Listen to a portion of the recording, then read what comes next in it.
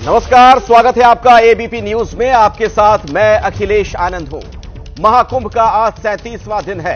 अब तक करीब 53 करोड़ से अधिक संगम में आस्था की डुबकी लगा चुके हैं और अभी भी देश और दुनिया के अलग अलग हिस्सों से श्रद्धालुओं के संगम पहुंचने का सिलसिला जारी है।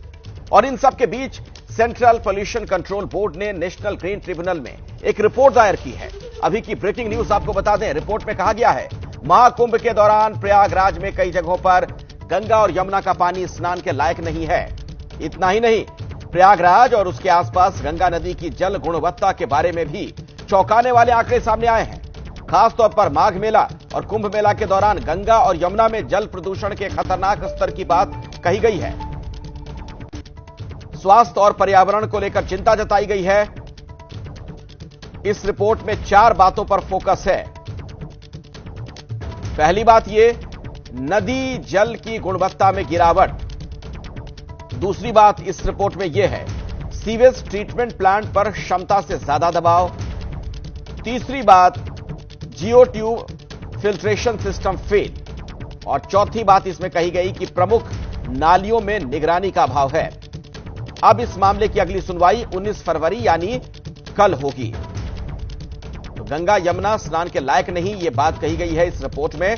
प्रयागराज में प्रदूषण को लेकर गंभीर सवाल खड़े किए गए हैं। आइए सीधे मैं आपको लिए चलता हूं। मेरे सहयोगी अंकित गुप्ता विस्तार से यह खबर आप तक पहुंचाने वाले। अंकित, इसमें तो जो बातें कही गई हैं रिपोर्ट में, यकीनन चिंता बढ़ाने वाली बात है। बिल्कुल, ये चौंकाने वाले तथ्य है क्योंकि ये कुंभ इस समय महाकुंभ चल रहा है जहां पर करोड़ों लोग स्नान कर रहे हैं। लेकिन जो सेंट्रल पोल्यूशन कंट्रोल बोर्ड की ये रिपोर्ट है, ये अपने आप में जो चौंका रही है। क्यों चौंका रही है, क्या क्या तथ्य हैं? हमारे साथ में इस मामले में जो याचिकाकर्ता वकील हैं गौरव बंसल, वो है।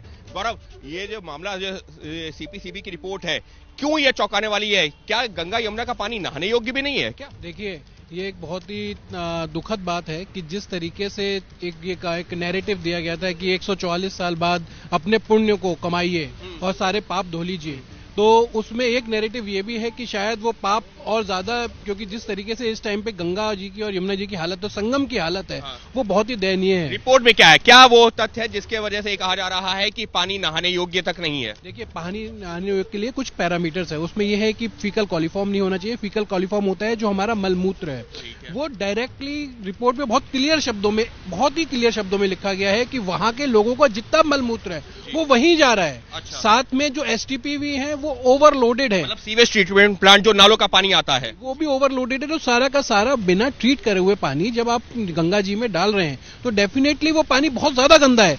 उसका लोग आचमन कर रहे हैं। तो देखिए, भक्ति के नाम पर अगर आप साइंस को भी थोड़ा सा तो मानना पड़ेगा ना।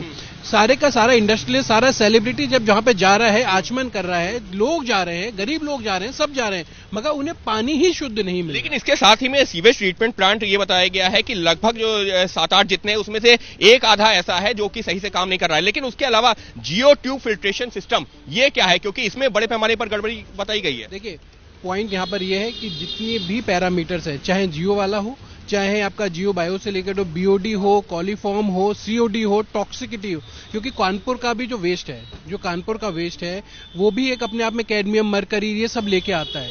तो जब आप पूरा का पूरा पानी तो प्रवाह कर रहा है ना, तो जब सारा का सारा पानी जा रहा है तो गंदगी तो साथ लेते हुए आ रहा है। हाँ। तो जब आप इसको इस तरीके समझ सकते हैं कि एक पानी था जो साफ आ रहा था ऊपर से, नदी नाले मिलते चले गए, इंडस्ट्री का सारा वेस्ट मिलता चला गया, केमिकल्स मिलते चले गए, तो आज के समय में जो पानी की शुद्धता है वो तो जीरो है। साथ में लेकिन वहां तो लोग आचमन भी, क्योंकि जब ऐसा जो है कोई कार्यक्रम होता है, नदी के किनारे जाते हैं लोग, आचमन भी करते हैं, नहाना तो क्या होता ही है।